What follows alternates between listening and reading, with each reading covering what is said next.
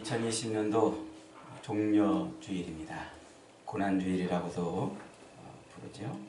오늘 말씀의 제목은 왜 하필 십자가에 못 박히셨나? 라는 제목입니다. 여러분 그런 소설 읽어보신 적 있죠? 슈엘 실버스타인이라고 하는 사람이 쓴 아주 얇은 소설 아낌없이 주는 나무. 아낌없이 주는 나무. 옛날 한 언덕에 사과나무 한 그루가 서 있었어요. 아주 튼실하고 아주 열매를 많이 맺는 그런 나무죠. 그리고 그 나무에게는 사랑하는 소년이 하나 있었습니다. 그 소년은 매일같이 나무에게로 와서 나무 잎으로 왕관을 만들어 쓰기도 하고 나뭇가지에 매달려 그네도 뛰고 때로는 숨바꼭질도 하고 사과도 따먹곤 했답니다. 그러다 피곤해 지치면 나무 그늘에서 단잠을 자기도 하며 나무와 친해졌대요. 그런데 시간이 흘러서 소년은 점점 성장해갔고 그러면서 나무는 홀로 있을 때가 많았답니다. 그러던 어느 날 소년이 나무를 찾아와서 말했습니다. 나무야, 난 이제 나무 위에 올라가서 놀기에는 너무 커버렸어. 그리고 나는 이제 돈이 필요해. 가정도 이루어야 되고 또 결혼도 해야 돼. 나에게 돈 좀 줄 수 있겠니? 그 말을 들은 나무는 소년에게 자신의 사과를 다 내어주었습니다. 소년은 그 사과를 팔아서 결혼도 하고 행복하게 살았답니다. 나무는 자기 몸에서 사과들이 다 떨어져 나갔지만 자기가 사랑하는 소년이 행복했기에 자기도 행복했습니다. 세월이 흘렀습니다. 장년이 된 소년이 나무에게 돌아왔습니다.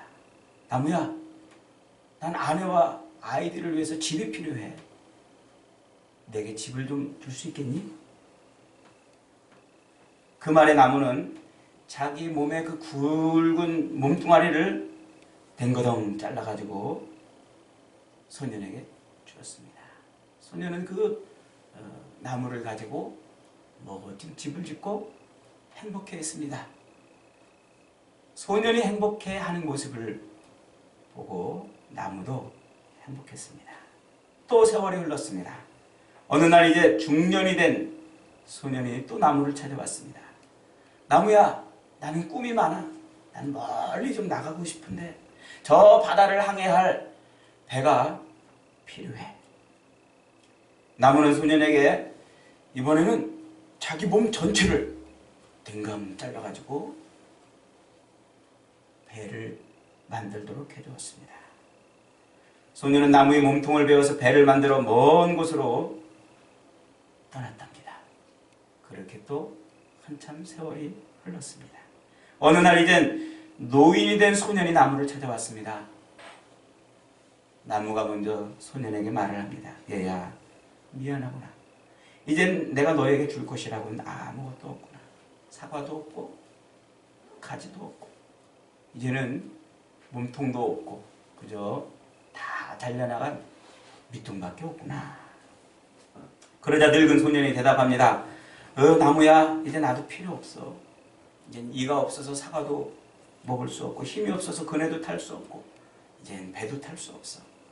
난 그저 조용히 쉬고 싶을 뿐이야. 그러자 나무가 활짝 웃으면서 소년에게 이렇게 말했습니다. 그래? 그러면 내 위에 주저앉으렴. 앉아서 쉬는 데는 늙은 나무 밑둥만큼 좋은 것이 없지.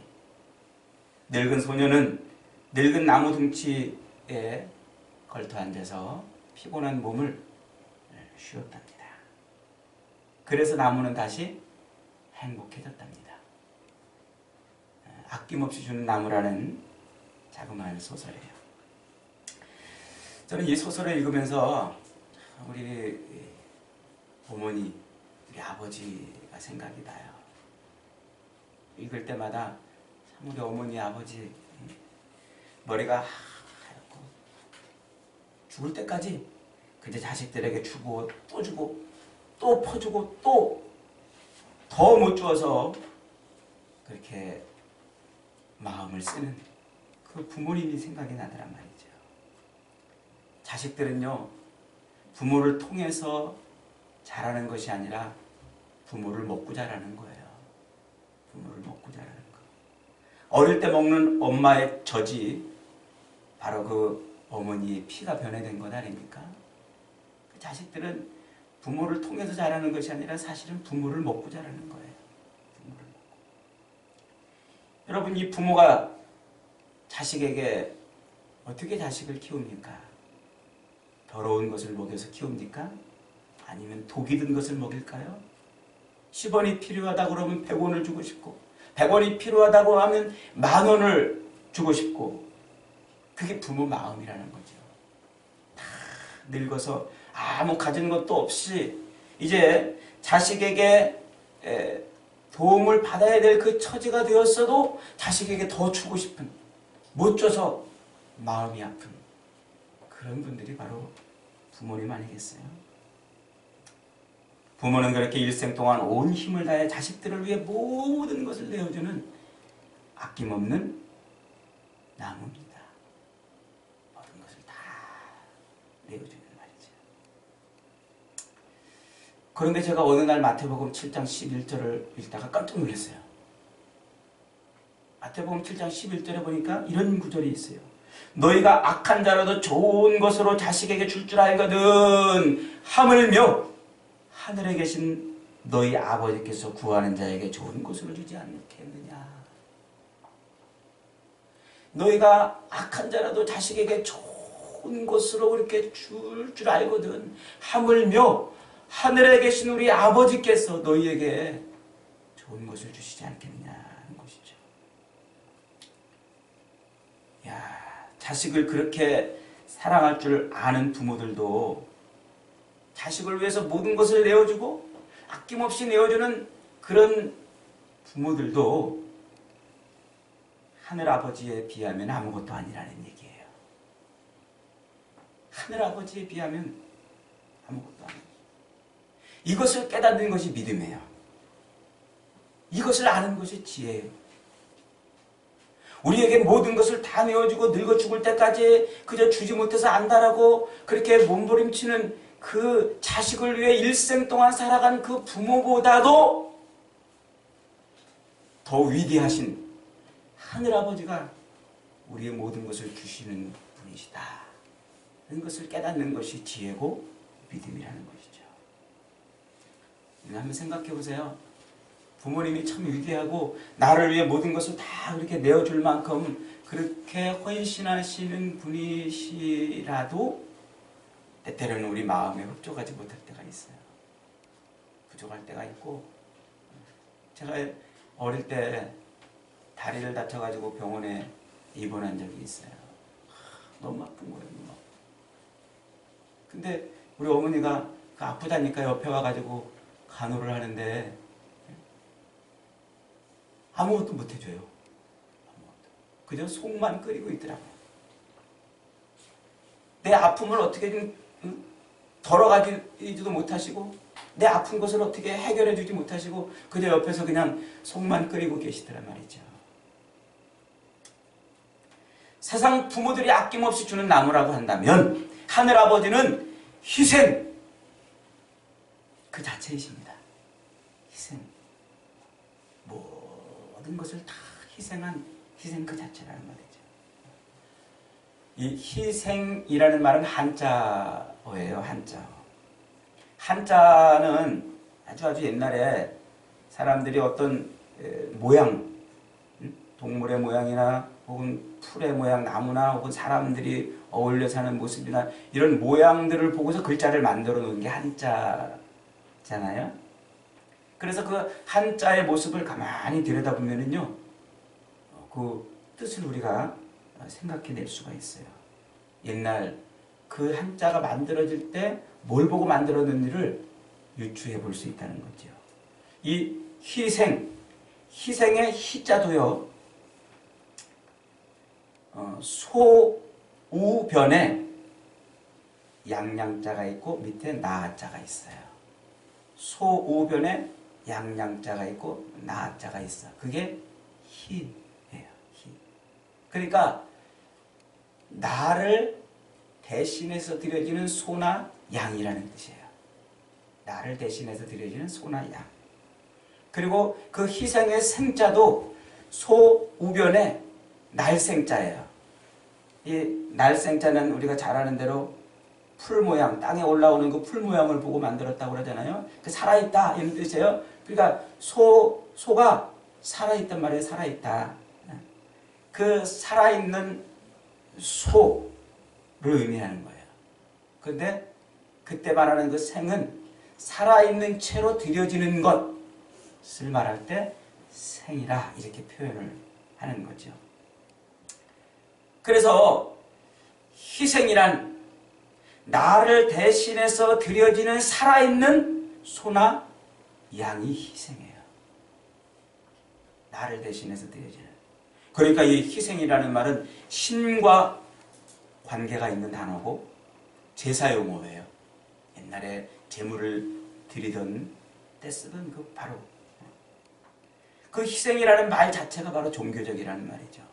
종교적.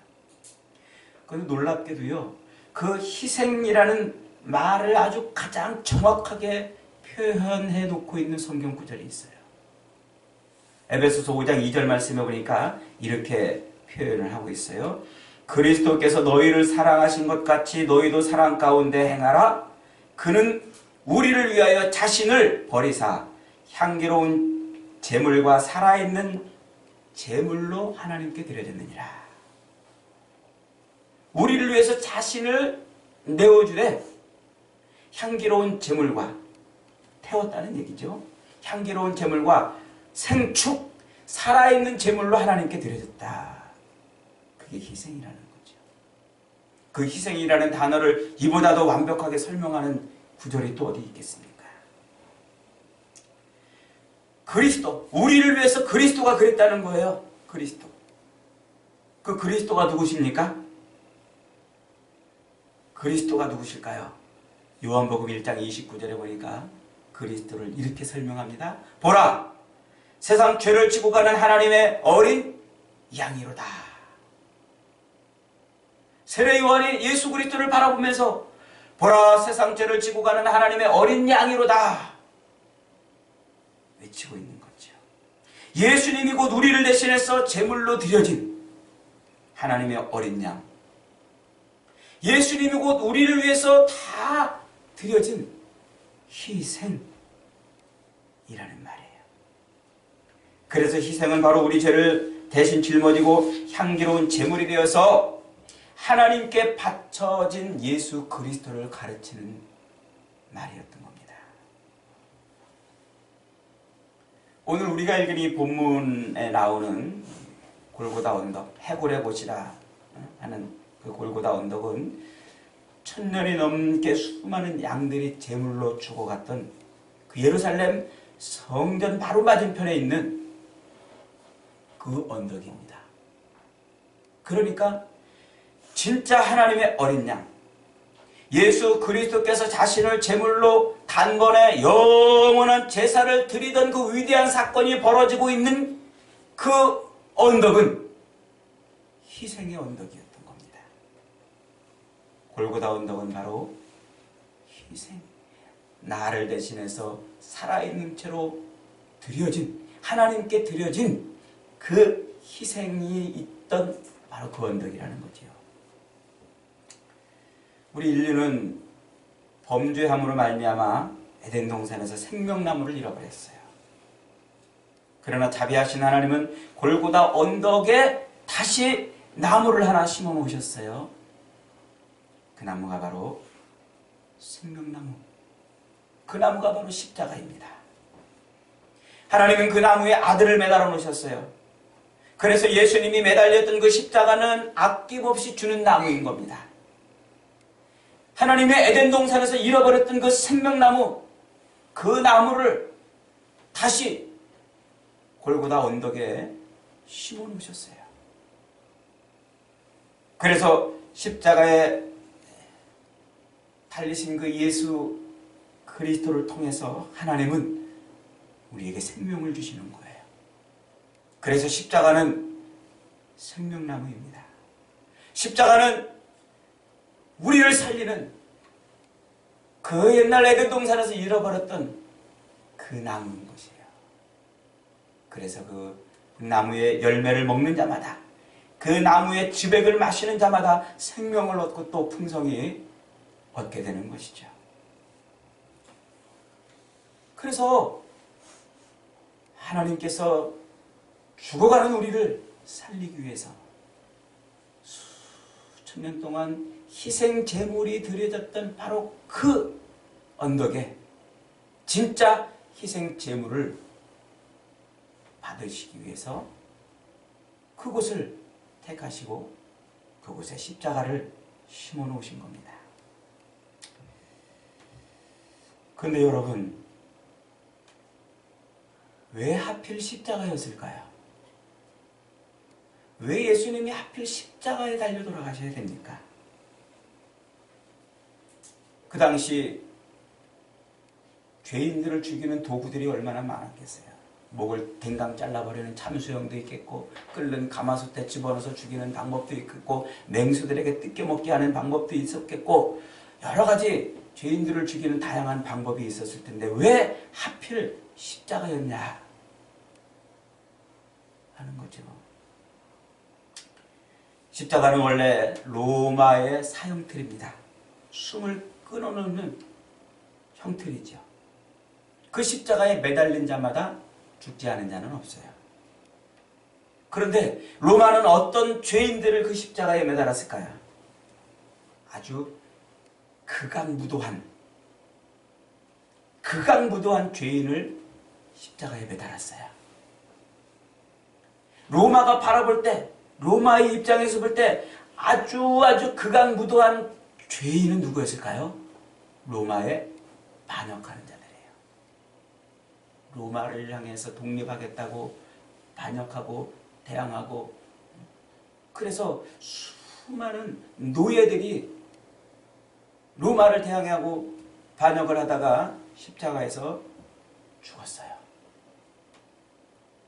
지금 수많은 형틀 가운데서도 예수님이 이 십자가에 달려 죽으실 수밖에 없었던 이유 중에 하나가 바로 우리가 그렇게 하나님께 대하여 반역한 자들이라는 거예요. 이 땅에 있는 모든 인류들이 그렇게 하나님을 대항하고 하나님께 반역하고 하나님 앞에 극악무도한 죄를 지은 존재들이라는 것을 보여주는 거예요. 그 인류를 대신해서 죽으시는 거잖아요. 이 땅에 있는 모든 인생들 하나님을 다 반역하고 죄를 지었는데 그 죄도 어떤 죄? 극악무도한 죄. 그 죄인이라는 거예요. 저와 여러분이 바로 그런 죄인이었다는 거예요. 죄인. 그래서 로마는 그 아주 극악무도한 반역의 죄를 짓는 그 반역자들을 십자가에 높이 매달아서 효시를 해놨어요. 효시가 뭐예요? 그거 보고 두려움을 느끼라는 거죠. 아, 반역하면 저렇게 되는구나. 그 예수님께서 지금 극악무도한 우리를 구원하시기 위해서 십자가에 매달려 죽으신 겁니다.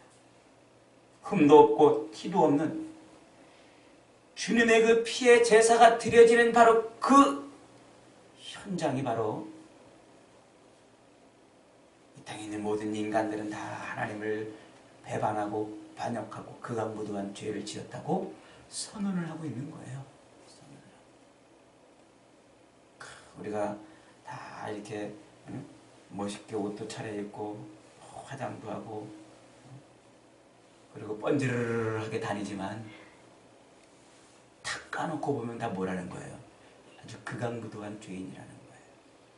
극악무도한 죄. 두 번째 의미는 신명기 율법에 의하면 나무에 달려 죽는 자는 하나님의 저주를 받아 죽은 자예요. 신명기 21장 22절로 23절에 보면 만일 사람이 죽을 죄를 범하였으므로 내가 그를 죽여 나무에 달거든 그 시체를 나무 위에 밤새도록 두지 말고 당일에 장사하여 네 하나님 여호와께서 네게 기업으로 주시는 땅을 더럽히지 말라. 나무에 달린 자는 하나님께 저주를 받았음이니라. 나무에 달린 자는 뭐 했다고요?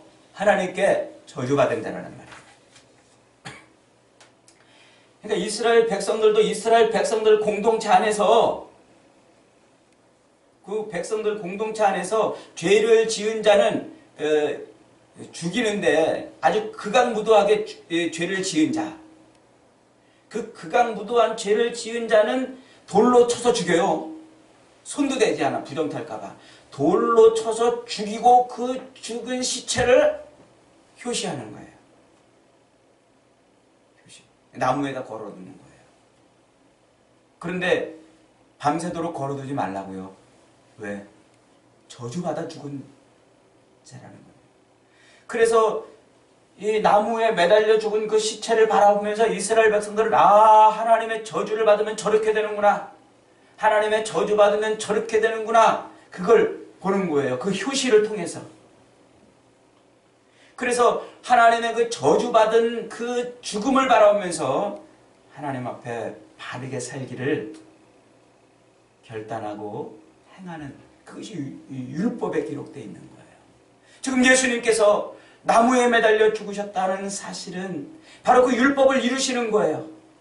하나님의 저주를 받아 죽은, 하나님의 저주를 받아서 죽을 수밖에 없는 이 땅의 모든 인생들을 대신해서 십자가에 매달려 있잖아요. 그러니까 실제는 누가 하나님의 저주를 받은 자라는 거예요? 저와 여러분이. 그리스도를 죽인 자다, 그리스도 밑에서 통곡을 하고 있거나 이 땅에 있는 모든 인생들이 다 하나님 앞에 저주받은 자라는 거예요. 저주받은 자. 복받은 자가 아니고 우린 다 저주받은 자들이었어요. 그 저주받은 우리의 인생을 꺼내주시고 그 저주받은 우리의 인생을 구원하시고 저주받은 그 인생을 복 있는 인생으로 바꿔주시기 위해서 나무 위에 매달려 죽으시는 거예요. 나무 위에 매달려서. 그리고 세 번째는 왜 예수님이 그 십자가에 매달려 죽으셔야만 했는지, 세 번째는 그것이 바로 하나님이 죄인들을 구원하시는 방법이에요. 죄인들을 구원하시는 방법. 민수기 21장 8절로 9절에 가면요, 이런 말씀이 있어요. 여호와께서 모세에게 이르되 불뱀을 만들어 장대 위에 달린 자마다, 장대 위에 달라 물린 자마다 그것을 보면 살리라. 모세가 놋뱀을 만들어 장대 위에 다니 뱀에 물린 자마다 놋뱀을 쳐다본 즉 살더라 그랬어요. 이스라엘 백성들이 광야를 지나면서 생활하는데 그들이 이 광야가 쉽지 않은 거예요. 땡볕도 있고 먹을 것도 부족하고, 그러니까 늘 원망해요. 불평하고, 야 모세야, 우리를 이 광야에서 죽게 하려고 우리를 애굽에서 꼬집어 나왔냐? 애굽에 있을 때는 그래도 비록 종으로 살고 있었지만 거기서는 고기 몇 첨이라도 더 먹었고 그래도 거기서는 좀 살만했다. 이건 뭐냐? 이 광야에서 우리를 다 죽이려고 이렇게 끌고 나왔더냐? 원망하고 불평해요. 그러니까 원망하고 불평하는데 모래 속에서 그 광야 모래 속에서 슬금 뭐가 나왔어요? 불뱀이 나왔어요. 불뱀. 그래가지고 그 원망하는 사람들을 다 물어버렸어요. 물려가지고 나 죽네 응? 통곡하고 막 발버둥을 치고 있는 거예요. 나 죽는다고 막 소리를 지르고 있는 거예요. 그때 하나님께서 모세에게 뭐라고 말씀하시냐면, 야 모세야, 너 얼른 구리로 놋으로 두드려가지고 뱀을 한 마리 만들어라. 그리고 그 뱀을 장대에 높이 달아서 하늘 높이 쳐들고 있어라. 그것을 바라보는 자마다,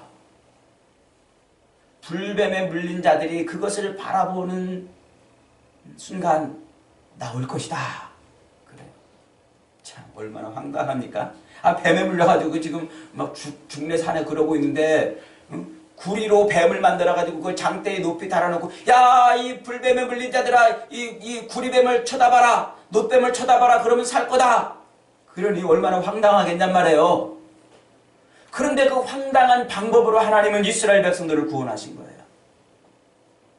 웃기지도 않은 방법, 잘 이해도 안 되는 기가 막힌 방법으로 하나님은 이스라엘 백성들을 구원하세요. 그 방법대로 하나님이 이스라엘을 구원하신 것처럼 그렇게 예수 그리스도께서 높이 매달리는 거예요. 그래서 요한복음 3장 14절에서 모세가 광야에서 뱀을 높이 든 것처럼 인자도 들려야 하리니 이는 저를 믿는 자마다 영생을 얻게 하려 하심이니라. 여러분, 황당하지 않아요? 모세가 광야에서 놋뱀을 높이 든 것처럼 인자도 높이 들려야 하리니 저를 믿는 자마다 영생을 얻게 하려 하십니다. 잘 안 믿어지는 방법이지만, 황당하고 이상한 방법이지만 하나님은 그 십자가를 높이 세우시고 거기에 예수 그리스도를 매달아 죽이시면서 인류를 구원하시는 방법을 택하신 거예요. 인류를 구원하시는 방법. 이게 하나님의 구원의 방법이에요. 하나님께서도 불순종으로 죽어가던 우리를 살리시려고 그 옛날 모세가 놋뱀을 높이 든 것처럼 아들을 높이 매달아 놓으시고 그걸 쳐다보면, 그것을 바라보면, 그것을 믿으면 살리라고 말씀하고 있는 겁니다. 여러분, 십자가는 가장 저주받은 인간이 가장 처참하게 그리고 가장 고통스럽게 죽어가야 하는 형벌이었습니다. 우리 인간은 다 하나님의 저주를 받은 자들이에요. 예수님의 십자가는 그래서 가장 고통스럽고 가장 처참하게 죽어가야 하는 죄인이었음을 상징해주고 있어요. 예수님이 모든 인류를 대신해서 십자가를 짊어지시고 매달려 죽으신 것은 우리 모든 인류들이 그렇게 가장 극악무도한 죄를 지었을 뿐만 아니라 그 가장 처참하고 가장 비참하고 가장 처참하게 죽어야 되는 존재였던 것을 상징해주고 있는 것이죠. 그렇게 예수님은 하나님의 뜻을 이루고 모든 율법의 요구를 만족시키고 그렇게 만족시키기 위해서 십자가를 짊어지신 거예요.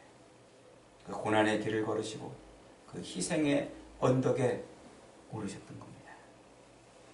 수많은 사람들이 예수님이 십자가에 매달려 있을 때 거기에서 내려오라, 내가 메시아인 것을 증명해보라, 내가 거기에서 내려오면 내가 믿겠노라, 그 십자가에서 내려와 보라고 비난하고 조롱하고, 십자가에서 내려와 보라고 놀리고 손가락질하고, 야, 내가 메시아인데 왜 거기 매달려 있느냐고 조롱했습니다. 하지만 그 십자가에서 내려오는 그 순간 모든 것은 물거품됩니다. 하나님의 꿈은 산산조각 납니다. 그래서 주님은 끝까지 물과 피를 다 쏟을 때까지 거기 매달려 있어야만 했습니다. 이것이 얼마나 큰 고통이고 얼마나 큰 아픔이고 얼마나 괴롭고 얼마나 힘든 일이었던지 주님이 그 전날 밤에 하나님께 무릎 꿇고 기도합니다. 아버지여, 아버지여, 할 수만 있거든 이것을 내게서 지나가게 없어서. 그러나 나의 원대로 마옵시고 아버지의 뜻대로 되기를 원합니다. 아버지의 뜻대로 되기를 원합니다. 너무 고통스럽고 너무 견디기 어려운 것을 아시면서도 예수님은 그 십자가에 매달려 그 고통을 견디셨어요. 수많은 사람들이 조롱합니다. 비난하고 거기서 내려와보라, 네가 메시아는 내려와서 너 메시아됨을 증명해보라고, 거기서 내려오면 내가 믿겠노라고 유혹하고 조롱하고 핍박했지만 주님은 아버지의 뜻을 이루기 위해서 모든 인류를 구원하고 그 십자가에 매달린 예수 그리스도를 바라보는 사람을 구원하시려고 하는 그 하나님의 뜻을 이루려고 그 고통을 견디신 겁니다. 고통을 견디셨어요. 여러분, 우리가 왜 예수를 믿습니까? 벗어나기 위해서 믿는 것 아닙니까? 사망을 벗어나고 저주를 벗어나고 진노를 벗어나고 죽음을 벗어나고 이 죄와 이 고통 가운데 있는 삶을 벗어나기 위해서 예수를 믿는 겁니다. 진정한 자유를 얻는 인생이 되기 위해서 예수를 믿는 거예요. 하나님의 나라, 거룩한 나라에 들어가 영원히 하나님과 영생하는 삶을 살기 위해서 예수를 믿는 겁니다. 만약에 그 탈출에 성공하지 못할 것이라면 예수 믿을 이유가 하나도 없어요. 우리가 이 저주에서 벗어나지 못하고 이 죄에서 벗어나지 못하고 고난과 고통과 눈물과 시련의 삶에서 벗어나지 못할 것이라면 예수를 믿어야 될 이유가 없어요. 이렇게 교회 생활할 이유가 없습니다. 예수님을 믿는다는 게 그것 아니면은 우리가 믿어야 될 이유가 어디 있어요?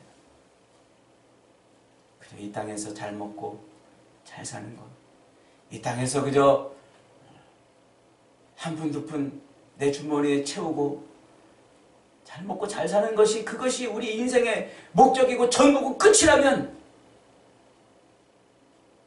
길을 쓰고 예수를 안 믿어도 됩니다. 그러나 우리가 예수를 믿는 이유는 십자가에 달려서 그 처참하고 그 비참한 고통과 고난을 끝까지 감내하고 견디면서까지 이루시려고 했던 하나님의 그 뜻, 모든 인생을 구원하시려고 하는 아들을 받아라 십자가에 올려놓고 그것을 바라보는 자를 구원시키려고 하는 그 하나님의 목적을 이루고 그 뜻을 이루는 인생이 되기 위한 것이 아니라면 우리가 이렇게 매주일마다 놀러가기도 바쁘고 즐기기도 바쁜데 못하러 교회 나와서 이렇게 앉아 있습니까? 못하러 세상 사람들과 즐겁게 어울리지 않고 이렇게 살아가는 것입니까? 우리가 예수를 믿는 이유는 그거예요. 죄에서 우리를 건져주시고 극악무도하고 비참하고 하나님의 그 저주에서 벗어나기 위해서 예수를 믿는 거예요. 그 십자가에 매달린 예수를 보고 믿는 자를 구원하시는 하나님의 그 구원의 은혜를 누리기 위해서 예수를 믿는 거예요. 이 놀라운 믿음의 복이 여러분에게 임하기를 축원합니다. 주님은 자기를 따르는 제자들에게 이렇게 말씀하셨어요. 마태복음 16장 24절에서 아무든지 나를 따라오려거든 자기를 부인하고 자기 십자가를 지고 나를 쫓을 것이니라. 주님을 따르려면 어떻게 해야 된다고요? 자기를 부인하고 자기 십자가를 지고 쫓으라. 하나님, 나는 이제 죽었습니다. 내 삶의 주인은 하나님이십니다. 하나님, 나의 원대로가 아니라 아버지의 뜻대로 내 삶이 이루어지기를 원합니다. 이것이 예수 믿는 우리 인생들의 고백이 되어야 합니다. 이것이 예수 믿는 인생들의 찬송이 되어야 하고 이것이 예수 믿는 사람들의 삶의 모습이 되어야 하는 거예요. 그게 십자가를 짊어지는 거예요. 나는 죽고 그리스도만 내 삶에서 살아나는 거예요. 내가 죽었는데 뭐가 걱정이 있고 뭐가 근심이 있고 뭐가 불안하고 뭐가 초조하고 이미 난 죽었는데 여러분, 우리가 혹시 십자가를 짊어지고 삶을 살고 있다고 착각하고 있지는 않느냐 하는 겁니다. 제가 예전에도 한번 말씀을 드렸죠. 우리는 십자가를 짊어지고 주님을 따라야 됩니다. 이렇게 어떤 목사님이 막 설교를 하시는 거예요. 그러면서 권사님 그 남편, 말 안 듣는 그 남편이 권사님의 십자가예요. 잘 짊어지고 가세요. 저 뒤에 앉은 집사님한테 집사님 그 말 안 듣고 말썽 피우는 그 자식이 집사님의 십자가입니다.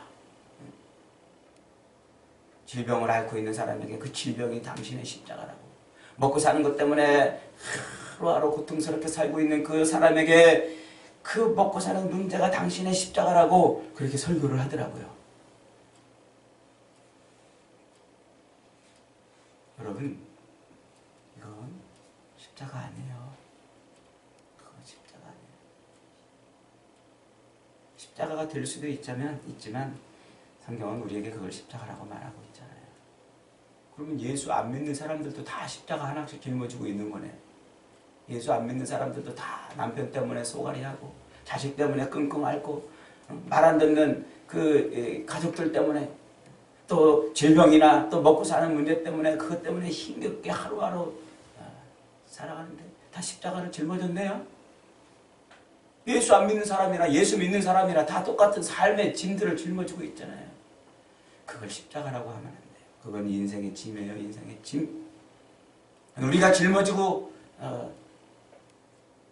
주님을 향해 달려가야 될 십자가가 아니라 이 광야 같은 삶을 살아가는 이 죄악된 삶을 아직도 살아갈 수밖에 없는 우리 인생이 짊어져야 될 짐이에요. 그래서 주님은 우리에게 이렇게 말씀하십니다. 수고하고 무거운 짐진 자들아 다 내게로 오라. 내가 너희를 쉬게 하리라. 수고하고 무거운 짐이에요. 그 모든 짐들을 다 어떻게 하여 주님께 내어 맡기라고요. 수고하고 무거운 짐진 자들아 다 내게로 오라. 내가 너희를 쉬게 하리라. 나는 마음이 온유하고 겸손하니 나의 멍에를 메고 내게 배우라. 그리하면 너의 마음이 쉼을 얻으리라. 나의 멍에를 메고 내게 배우라고 그러잖아요. 주님의 멍에가 뭡니까? 그게 십자가입니다. 내가 죽어서 너를 살리는, 내가 죽어서 너를 살리는 그것이 십자가예요.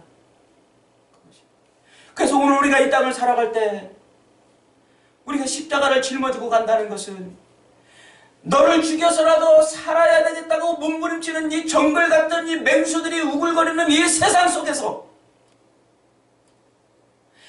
네 것을 뺏어라도 내 주머니에 채워야 내가 살 수 있다고 서로 으르렁거리고 살고 있는 이 세상 속에서 내가 죽어 너를 살릴 수 있다면 기꺼이 내가 죽겠다고 그 길을 가는 거예요. 하나라도 더 챙기고 하나라도 더 빼앗고 저를 죽이지 않으면 내가 죽는다고 그렇게 눈을 부라리고 서로 살고 있는 이 정글 같은 세상 속에서 내가 죽어 너를 살릴 수 있는 길이 있다면 그 길을 가는 것이에요. 그게 십자가를 짊어지는 것이고 십자가의 길을 가는 것입니다.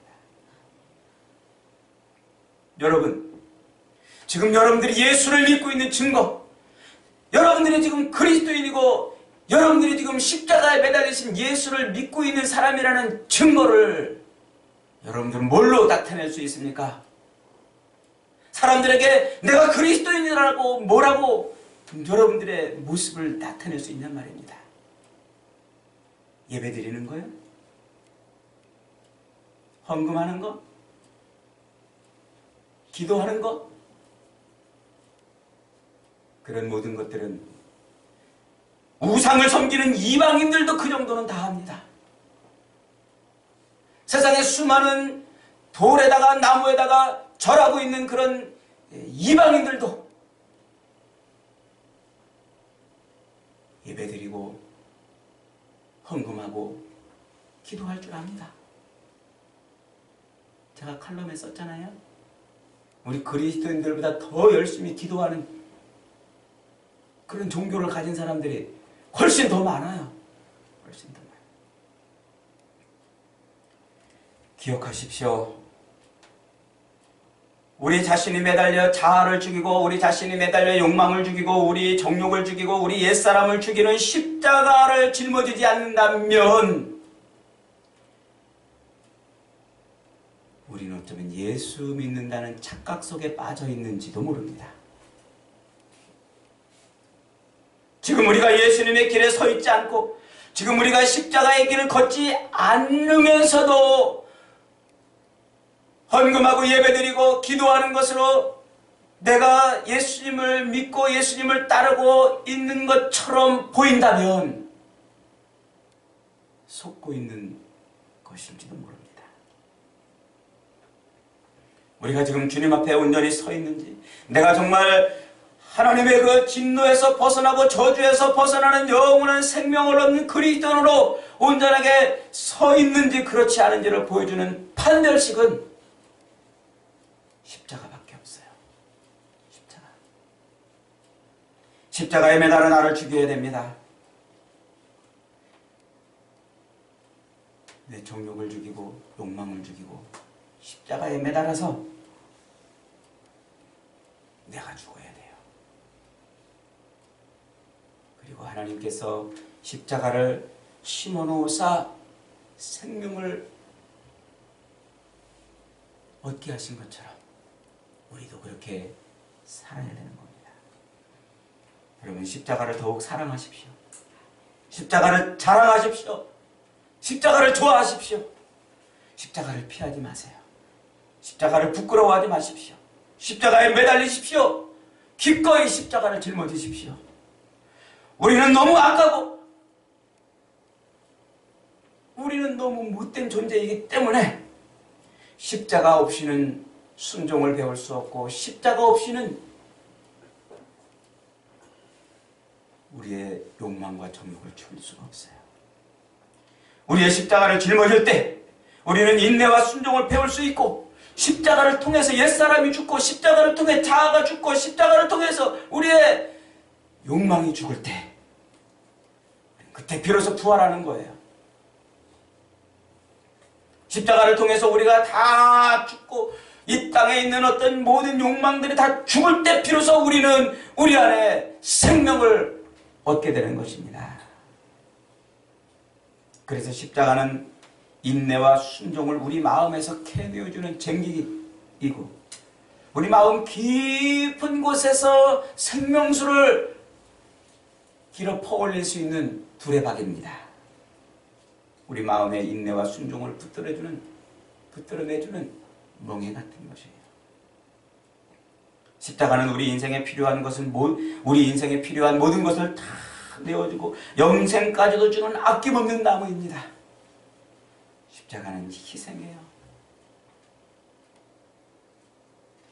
아무든지 나를 따라오려거든 자기를 부인하고 자기 십자가를 지고 나를 쫓을 것입니다. 고난주간을 맞이해서 십자가를 묵상하고 내가 짊어지고 가야 할 십자가 버리지 마시고 내가 죽어 너를 살릴 수 있다면 내가 기꺼이 그 길을 가겠노라. 십자가의 길을 가서 생명을 얻는 하나님의 진노와 저주에서 벗어나는 그런 놀라운 인생을 사는 저와 여러분 다 되시기를 주님의 이름으로 축원합니다.